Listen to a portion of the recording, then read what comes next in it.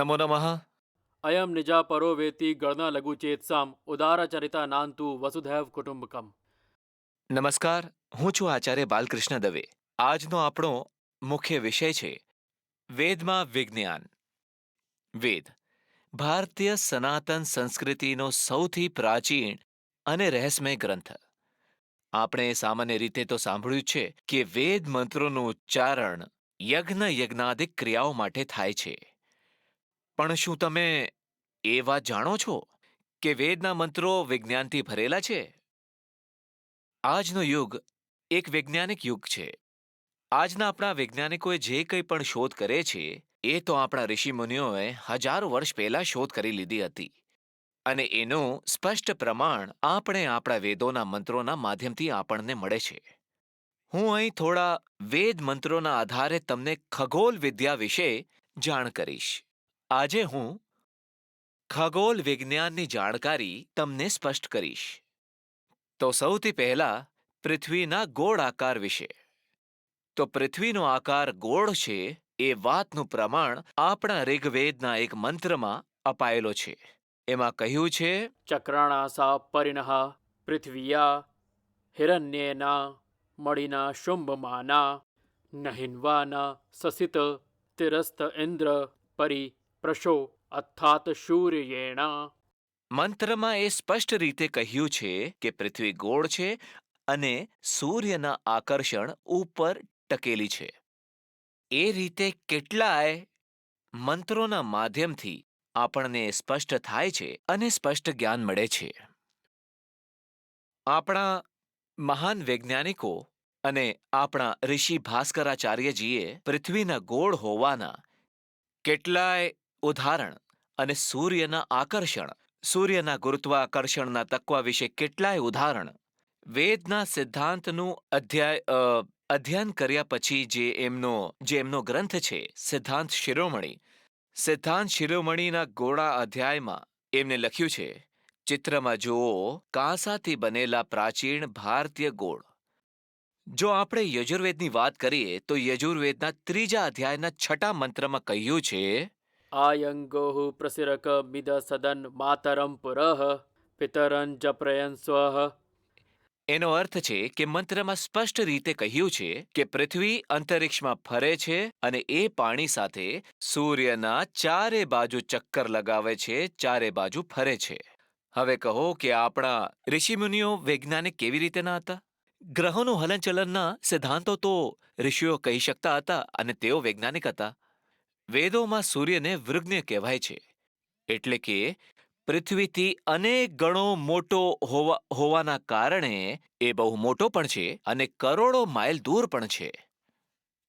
આપણા ઋષિમુનિઓ વૈજ્ઞાનના ગૂઢ રહસ્યો જાણતા હતા.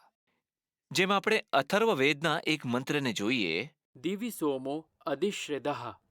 એટલે જેવી રીતે ચંદ્રલોક સૂર્યથી પ્રકાશિત થાય છે એવી જ રીતે પૃથ્વી પણ સૂર્યથી જ પ્રકાશિત થાય છે.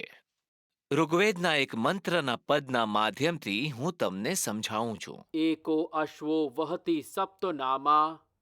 એટલે કે સૂર્યના 7 કિરણોનું જ્ઞાન આપણે આ મંત્રના પદથી સમજી શકીએ છીએ. ઋગ્વેદનું એક મંત્ર છે, યમ વે સૂર્યસ્વર ભાનુ તમસા વિદ્યદાશુરુઃ અત્રયઃ સસ્તુમન વિદન્ના હન્યયે અશકુન. એટલે કે જ્યારે ચંદ્ર પૃથ્વી અને સૂર્યની વચ્ચે આવે છે ત્યારે સૂર્ય સ્પષ્ટ રીતે નથી દેખાતો, અને ચંદ્રના સૂર્યના વચ્ચે આવવાથી અંધકાર થઈ જાય છે અને ત્યારે સૂર્યગ્રહણ થાય છે. સૂર્યગ્રહણ અને ચંદ્રગ્રહણ બંનેના સિદ્ધાંતોનું વર્ણન આપણા વેદોમાં આપણને મળે છે. વૈદિક મંત્રોનો સત્ય અર્થ દેખાડનારા ઐતરેય અને ગોપદ બ્રાહ્મણે પણ લખ્યું છે કે સૂર્ય ન ક્યારે પણ ઉગે છે અને ન ક્યારે પણ આથમે છે. તે હંમેશા હોય જ છે, પણ એ જ્યારે પૃથ્વીના આડમાં છુપાય છે ત્યારે રાત હોય છે અને જ્યારે આડમાંથી બહાર નીકળે છે ત્યારે દિવસ હોય છે. એવી જ રીતે વેદોમાં ધ્રુવ પ્રદેશ 6 મહિના દિવસ રાતનું પણ વર્ણન છે. પૃથ્વી ઉપર એવી કોઈ જગ્યા નથી કે જેનું વર્ણન, જેનું અધ્યયન આપણા ઋષિમુનિઓએ પૂર્વકાળમાં ન કર્યું હોય. મિત્રો, વેદોમાં વર્ષનો સમય પણ બતાવ્યો છે. ઋગ્વેદમાં વર્ષનો સમય દેખાડતા કહ્યું છે, જેવી રીતે રથના પૈડાની જેમ રથના પૈડા જે રીતે ફરે છે એ રીતે વર્ષ ચાલે છે. રથના પૈડામાં જેવી રીતે 12 કિલ્લાઓ હોય છે એવી જ રીતે 12 મહિનાઓ હોય છે. અને જેમ જેમ એ કિલ્લાઓ પાસે આવે છે, સૂર્યની નજીક આવે છે અને આવવા અને જવામાં જેટલો સમય થાય છે એને ઋતુના માધ્યમથી વર્ણન કર્યું છે. એ વર્ષમાં 360 કિલ્લા રૂપી દિવસો ક્યારે પણ આડાઅવળા નથી થતા. વાસ્તવિક રીતે પૃથ્વીથી સૂર્યની પરિક્રમા 365 દિવસ 5 કલાક 48 મિનિટ 45.51 સેકન્ડે પૂરી થાય છે. પણ વેદોમાં ચંદ્ર મહિનાઓએ 360 દિવસોના હોય છે. ચંદ્ર મહિનાઓમાં પ્રત્યેક 32 મહિનાઓમાં એક લોન એટલે કે એક અધિક માસ આવે છે, જે આપણે જોઈએ છીએ 3 વર્ષે એકવાર આવે છે. અને વેદોમાં આ અધિક મહિનાનો પણ વર્ણન છે. મિત્રો, વેદોમાં બ્રહ્માંડનું પણ વર્ણન છે.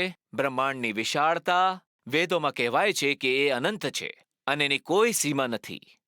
પણ એ વાતને વૈજ્ઞાનિક, આજના આધુનિક વૈજ્ઞાનિક અલગ રીતેથી દેખાડે છે, અલગ ભાષામાં કહે છે. આજકાલ બ્રહ્માંડની વિશાળતા જાણવા માટે પ્રકાશ વર્ષનો ઉપયોગ થાય છે. તો હવે કહો, જે આપણા ઋષિમુનિઓ જે હતા, વૈજ્ઞાનિક હતા કે નહીં?